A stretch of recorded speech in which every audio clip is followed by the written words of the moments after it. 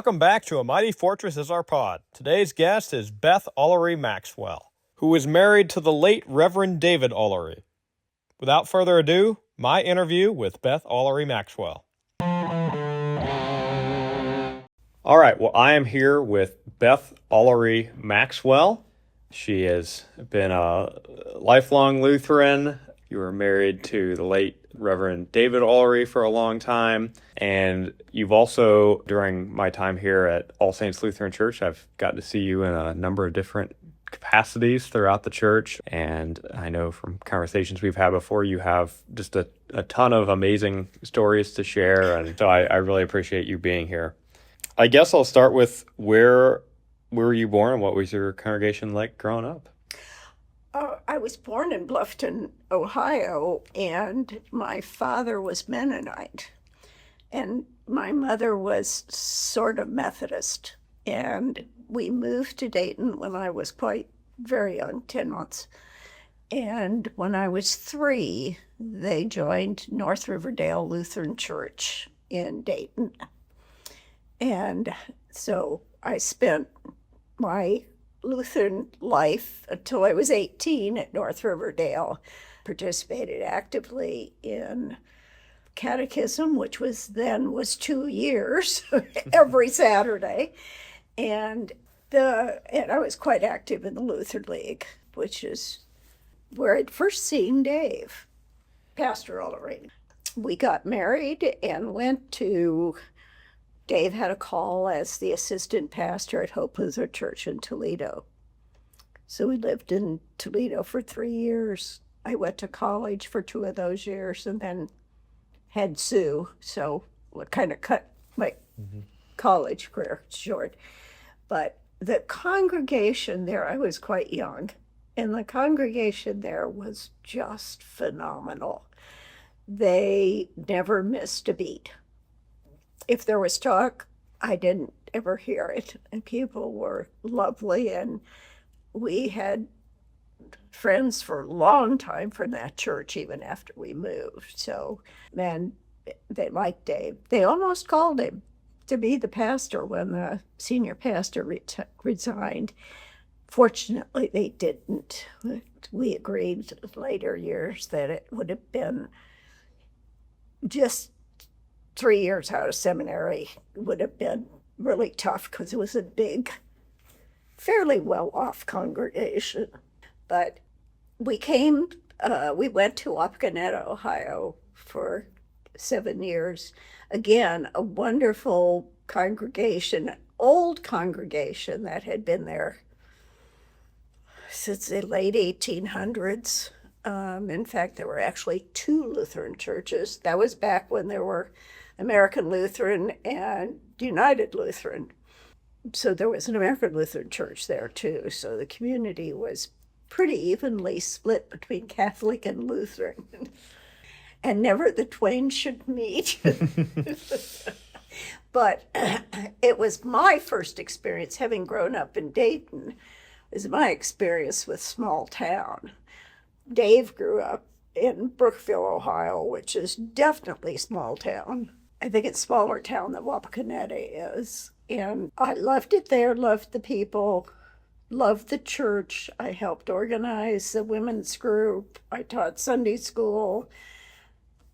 We worked to get more young people in the congregation, and we did. And then Dave got a call here to All Saints, and he was here 28 years before he died. And this congregation was a teeny tiny congregation when we came. They met in the little, what is now the nursery, and focus on music and teaching what has always been a strong suit of Dave's and this church. Fairly strong music program when we first came. It only got stronger with the change in choir directors. But Dave was really a Lutheran theologian at heart. And as a result, I I know more about Lutheran theology than lots of people do, just because of my exposure to various and sundry things that Dave was working on. And I have always treasured being Lutheran. The focus on grace, the focus on serving others, the focus on community has always been something that has been part of my life that I treasure. Yeah. Well, first of all, thank you for all that. And you actually answered one of the questions that I've asked everybody that I do this with is, what does it mean to be Lutheran? And I think you you just answered that right off the bat. So that's great. I appreciate that. Well, and I also think the liturgy is an important part of the Lutheran Church. And I understand very much the attraction of the more contemporary service. And I kind of like the bopping music anyway. But our congregation has been able to do contemporary Lutheran. And I've been in some churches where the contemporary has strayed into contemporary for the sake of contemporary and has lost the theology of Lutheranism in the hymns. Mm-hmm. And this congregation has done a good balancing act, but I love the liturgy and I love the pipe organ and those parts of me. But then, that's what I've known my whole life. And at 84, I'm not going to change. Well, yeah, I mean, a service, you can keep that liturgical structure even if you're doing different music, and I think we do that well. Well, and the messages are solidly based in Scripture, and that makes a big difference. I think it makes a big difference to a lot of people. Yeah, I definitely think it does. I want to circle back for a second, actually, to your time in Wapakoneta. When I did this with Tom Gerke a couple weeks ago, he mentioned an anecdote about Dave that I suspect maybe you were involved with too, that I'd never heard before, that I want to hear more about, which is Tom said that Neil Armstrong's parents were members of that congregation, and Dave watched the moon landing at their house? No. Our best friends, one of them, we had three couples that we were really close to, and actually formed a gourmet group that has gone on until the last couple of years. And I was the youngest in the group, so you understand the issues. But no, one of the couples, the husband went to school with Neil and was very close, and I believe they watched the moon landing with the Armstrongs. The Armstrongs were not members of our church. However, they had, we came here the 1st of August, whatever year that was, 69. And Wapakoneta had a big parade for Neil. And we were standing with the couple that knew him so well, and Neil goes, "Hi, Art," and Dave started telling the story that Neil had waved at him. So perhaps that's gone through multiple filters of telephone. Yes, yes. Dave grew it a little bit into a legend, and then Tom ran with that a little more. The interesting thing is that Dave actually had the opportunity to talk to Neil because Neil was given an honorary degree at Wittenberg, and Dave was on the Wittenberg board for 25 years. And so when Neil was there, Dave allowed us how we'd lived in Wapakoneta for 7 years, and he was a good friend of Art Frame, and they had a Nice chat. Yeah. Okay. All right. Well, hey, no, Now, if you want to hear a funny oh, story. please. Oh, no, I probably should tell this. Okay, let me think.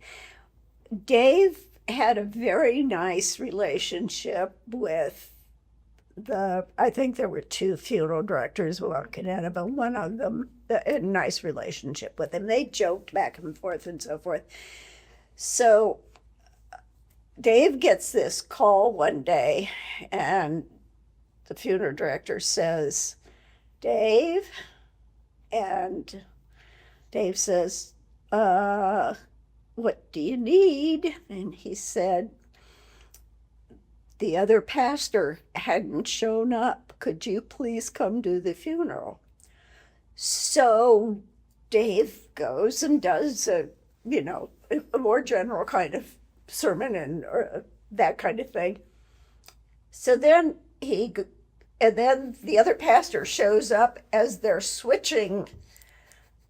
going to the cemetery, and Dave then a week or so later decided that he should call on the widow.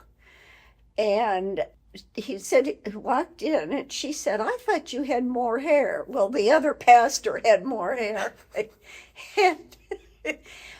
And Dave said, I'm so sorry about your husband, and I just wanted to introduce myself since we had a little snafu. And she said, oh, I'm glad to be done with that black-hearted SOB. You probably can't publish that, but that's one of my favorite stories. I mean, you censored it, so it's probably okay. But yeah, right. What she said.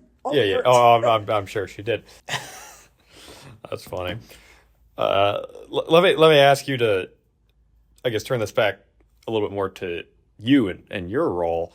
What you mentioned being a pastor's wife and how that was kind of a mission role in its own. Like, how did that role differ between the three different congregations? The first congregation knew I was in college, and then I had a baby, and so there wasn't a great deal expected of me. The pastor who retired, the wife didn't participate at all. So I went to the women's group meeting and I participated in the style show and that kind of thing.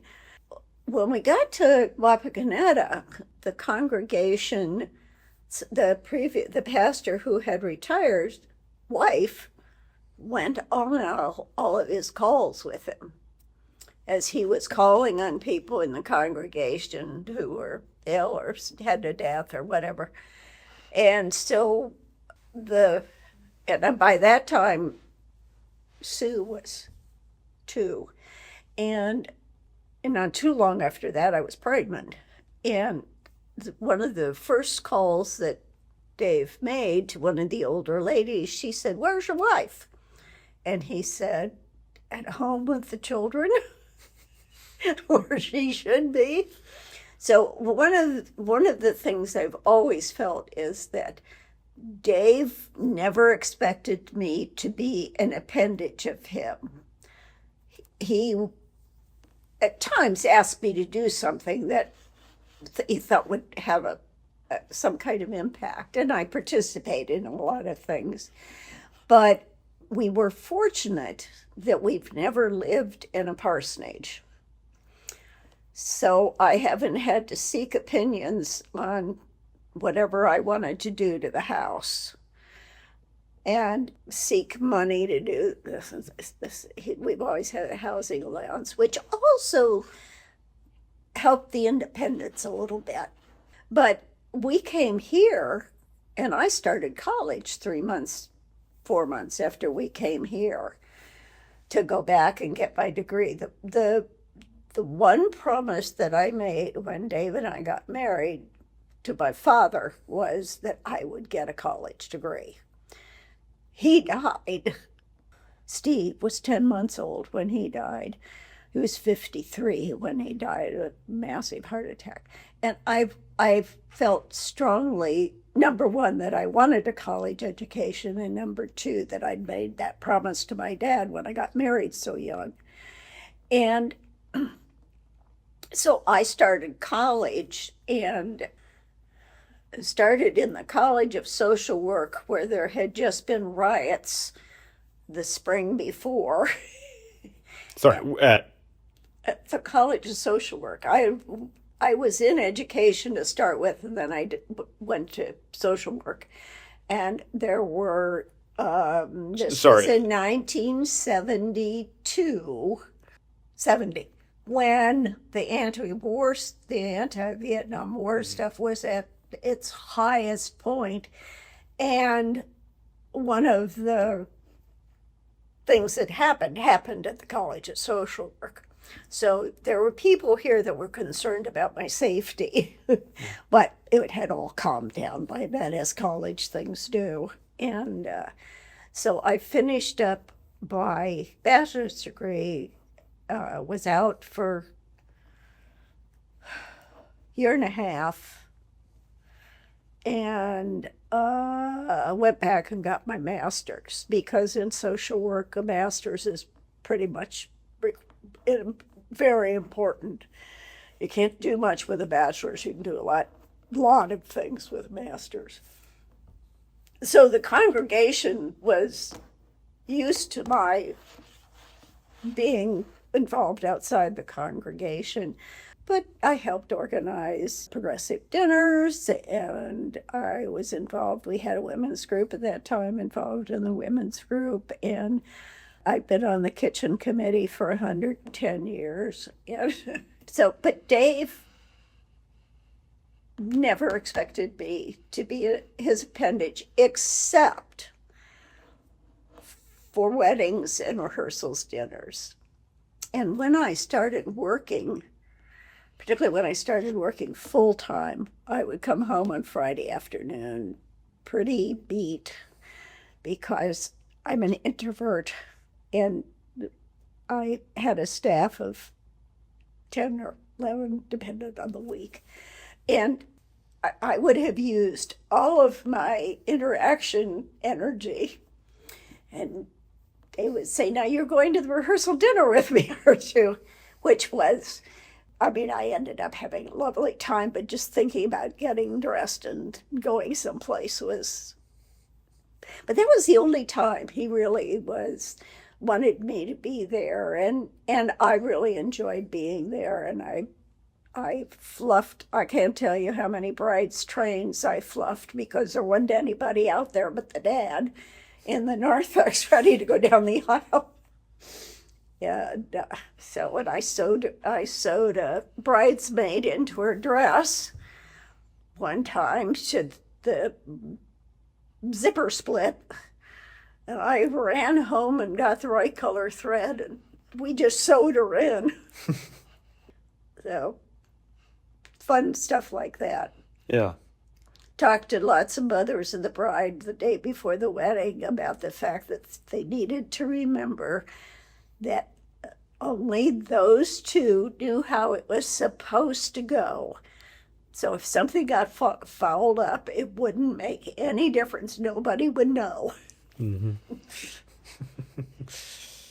Yeah, no, that's great.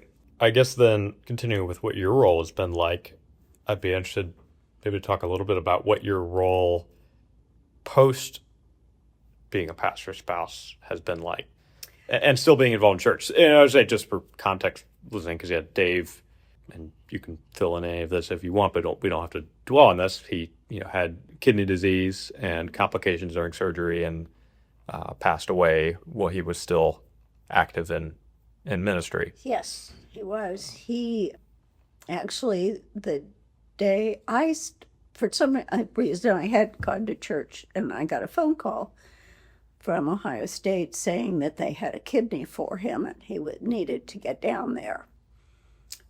Well, Bruce Roth was preaching, and so I went into the sacristy and shook a finger at Dave to come back in there, and I told him what was going on, and they wanted him to come as soon as he could.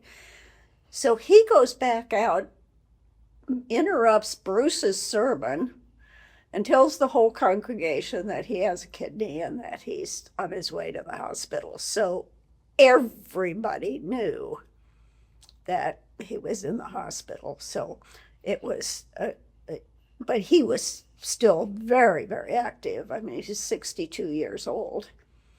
And had begun to think about retiring, but hadn't gotten there yet. So it's been a shift for me. It's kind of interesting. I remarried fairly quickly to somebody that I've known for a long, long time. And after Dave died, his wife, who Dave had been, they used to be members of the church and moved to Granville. And he would call anytime that Don's wife was in the hospital here at Grant. Dave would call on him. So he was calling on them. And so I called Don to tell him that David died, because there wouldn't have been any way for him to have gotten that information. And so anyway, I got married a year and a half after Dave died and remarried. And there are times that I feel like a Dave stand-in. People share things with me that wasn't known broadly, but it's always been a plus as far as I'm concerned. Dave is still alive and well in this congregation, which is going to be a challenge, has been a challenge. He was so deeply loved. So he's still the elephant in the middle of the room. Yeah. But not his doing. I mean, one of the things I said was Don knew Dave very well too. And so he had a little idea what he was getting into. And people would come up to me on Sunday with Don standing right there and talk about Dave. And Don was so good that he never let that bother him at all. He knew that people really liked Dave and needed to talk about him, and I've always considered that one of Don's gifts to me. But I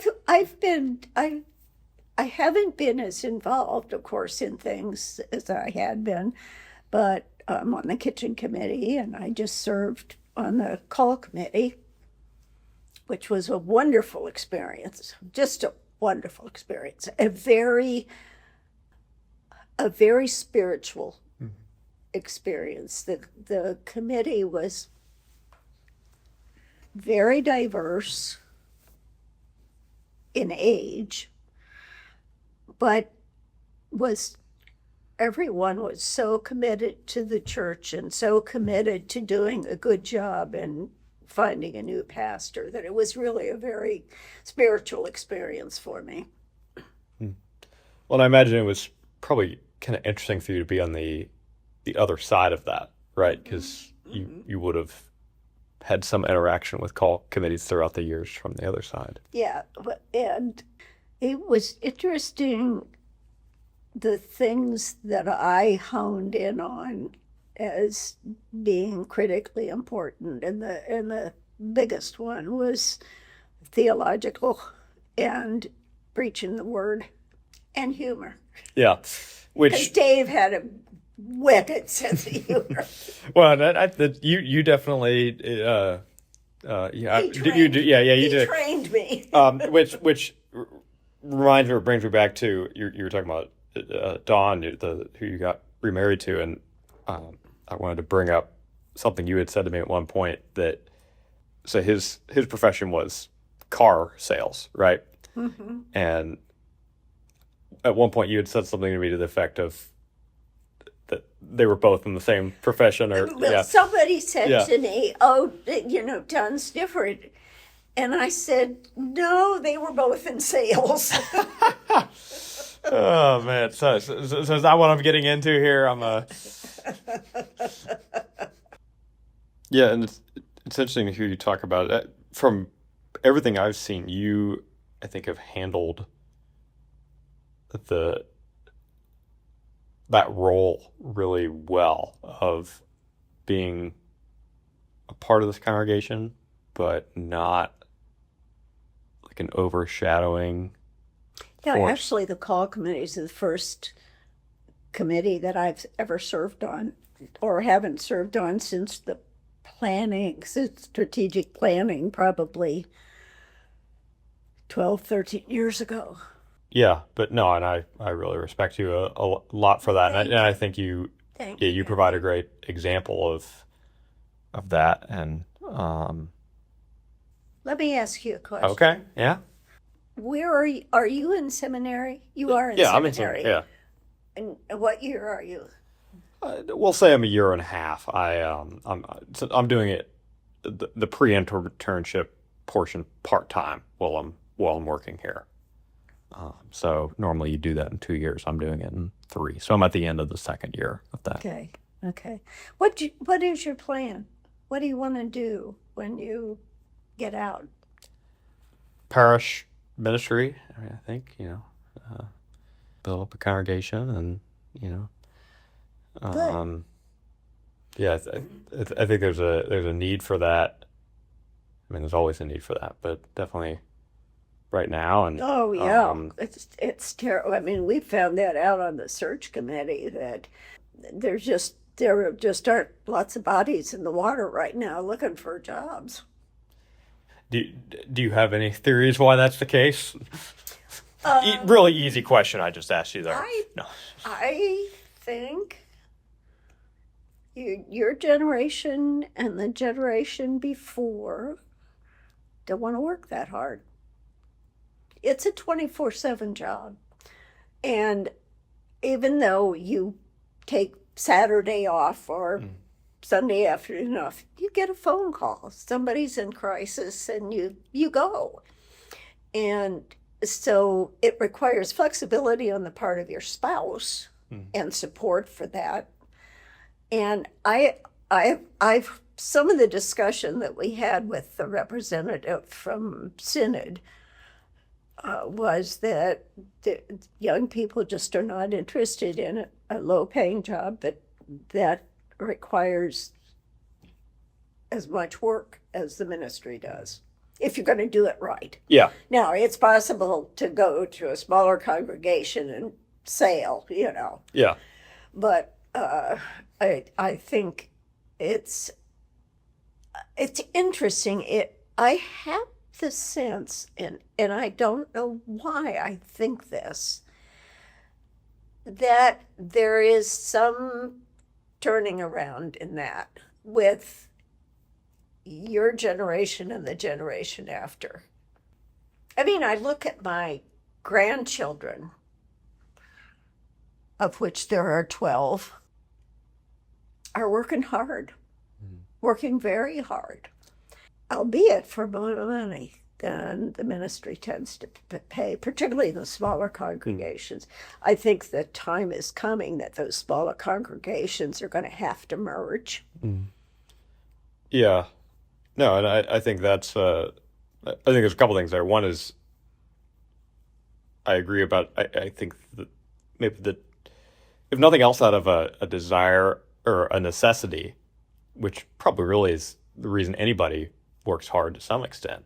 I think there's I think people my generation and younger are entering a world that, just a lot of things feel unstable, including the church. And Mm-hmm. I think Yes. when you feel like you're in that situation, it's not just a job. I clock in and I do this, but it's a kind of I have a duty or responsibility to do this. I also think that there's a portion of the church in the broad context that has walked away from young people by the stuff they're preaching and the things that they're standing up for, which is just an anathema for a lot of young people. Yeah, I mean, I do, yeah, that's a good point. I do think one thing maybe the church needs to wrestle with a little bit on that front, though, is a lot of the language and conversations that I hear about reaching out to people that aren't in church kind of has that assumption of they were in the church at some point and they were hurt by it, which I think we're getting to a point that that's not maybe even true for a majority of people in my generation, in the sense of I think the majority of Right. people that aren't in the church, which requires a different approach. And I think to that point, what it does require is there can be an assumption. Well, I think this goes back to the working hard. There can be like an assumption of knowledge of like what the core of the faith is, and just the stories and those kind of things that we can't assume, and we never really should have assumed that. And I think with that, talking about people and the drive to serve the church, if the church is doing well, I could see how it's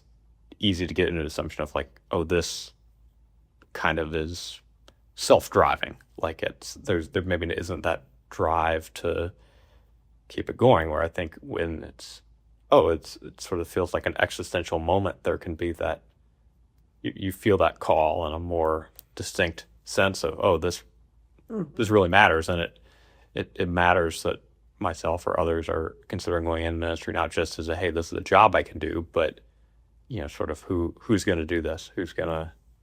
And because you feel a sense of call, and I think we downplay that, how important that sense of call is.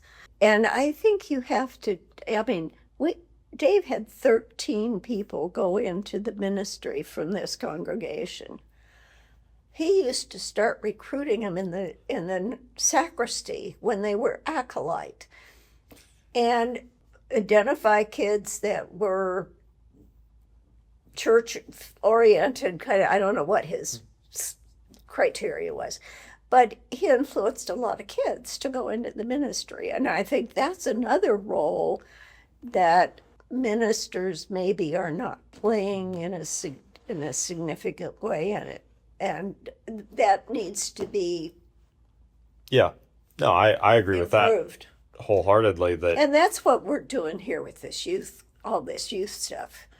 I mean, that's what gets you church members and occasionally a minister, yeah, because you've got the youth involved. They're learning about their faith, they're having fun, they're doing outreach.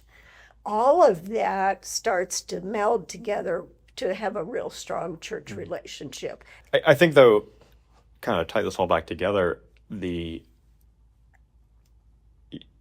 mentioned like how the pastor role is viewed and encouraging youth. Yeah, so getting them here is important, but I think to the point about what Dave did, the explicit, not just we want you in church, but you should think about ministry is very important, especially because I think there can be an attitude of, so like we obviously need sort of our best and brightest to be going into ministry, right? And I think that role, because of a variety of factors, including its intensity and in some cases the financials, although that's improved some, it can sort of be like, oh, you're our, a smart, involved, capable young person in the church, as opposed to people saying like, oh, you should go into the ministry. It's, oh, you should be a doctor, you should be a lawyer, which, those things are important, Right. obviously. But sometimes I think the ministry gets, because of some of the perceived sacrifices of it, whether that's true or not, which again, I think some things have probably improved, especially on the financial front since Dave's day. Yeah. For good reasons, obviously. Yes. That sometimes maybe that's not encouraged quite as much among people that, would make great ministers, young people, but obviously because they're capable could do more lucrative or, whatever things other places. So I think that's an issue. To some extent, I think that one of the things that I've been able to model is that the pastor's wife can have her own career also, which I don't know whether that has any impact or not, but that's that really is part of the, I mean, Mm-hmm. Dave was engaged before we started dating, and he called me up and said, I need to talk to you. Sorry, he was engaged to somebody else? Okay. Yeah. And he said, Nancy gave me back my ring. She doesn't want to be a pastor's wife. Hmm. And her experience, I'm sure, was with the more typical kind of pastor's wife who did everything in the church and didn't have her own career or anything. And so, you never know about that. But Yeah, no, I think that's again, I think we've improved some on that front, but I do think because I mean, you mentioned that it for good reason, there are parts of the job they're demanding being able to take a call in the middle of the night, but there are also parts of it that kind of have been demanding for not great reason. Well, you mentioned the parsonage is a good example of that. The what? The parsonage is a good example of that. That I've, having a residence on the church property makes your whole family life. Right next Yeah, right door next to door the makes your whole family life a fishbowl in a way that it. And even Jesus, obviously, we get the example of him going out in the boat to get away from the people. Yeah, the vacation time is critically important. It's creating boundaries that are realistic. Understanding those boundaries can get pierced in a hot minute. Yeah, no, I appreciate that as somebody who's entering this world, and I think some of those expectations have been something I've wrestled with. Well, and I think too, seeing obviously there's you can do a lot of good in that role, but at the same time you are only one person. I think sometimes people get into it and they burn themselves out thinking that they Yes. Yeah. can fix everything. So I don't know. Any other? The only other thing I would encourage you to do is to be sure to take as many counseling courses as you can. I actually already have taken one. Yeah, because probably I bet 20% of Dave's ministry was counseling. And sometimes pretty tough stuff of men would come to him and he'd have to work with them for a while to even get them to consider going to a psychiatrist because they were deeply depressed, kind of thing. So I would strongly encourage that. Yeah, no, and I think that when we talk about developing ministers I think the base seminary program is really good at developing a theologian, which obviously is important and it informs everything you do. But yeah, there's a lot of hats that a pastor can and should wear. Yeah, a counselor, you're kind of a business lead. Yeah, administrator. You do, take, even if you have to take it in the Yep. college, take an administration. Yeah, so actually it's you are effectively saying kind of, I think my understanding, I'm blazing a little bit of a trail on this here, but actually, so Trinity, of course it was part of Capital and then it separated, now it's part of Capital again. And now that Trinity and Capital are back together, you have to take some elective courses in seminary like you do for any degree. And I've found out that because they're one entity, those elective courses can come from actually any graduate school at Capital. So I was able to take a course, part of their counselor education program this past spring. I've got a couple more electives to go. So I'm looking to probably take one out of the business administration school. And I think that, especially if you're looking to go into the parish, is a good thing to pursue. Administrative leadership. Yeah. I facilitated a leadership development program at Ohio State for people in the mental health field, working people in the mental health field. It was in the Glenn School. And it was so obvious to me that the College of Social Work was not equipping their master degree people with administrative and leadership skills. They were much more focused on the mental health treatment stuff. And unless you were on the administrative track, which is what I did, they weren't getting administration courses. And my professor and I, we did some work outside of the college. Both said they really advocated for that. And these young people, most of them were like clinical directors, assistant directors of agencies that contract for mental health services. And they had no leadership training at all. That's what we did. We did leadership training. It's so those basic leadership skills. Even if you don't take a leadership course, read some good, solid leadership material, because that's the key to effective ministry, is being a good leader. And it's stuff I wish I'd read before I had a whole segment of the mental health board's staff. Yeah, no, I agree that that's important. So, well, thank you. This has been a great conversation, and I always like to end with a prayer. Absolutely. So if you pray with me.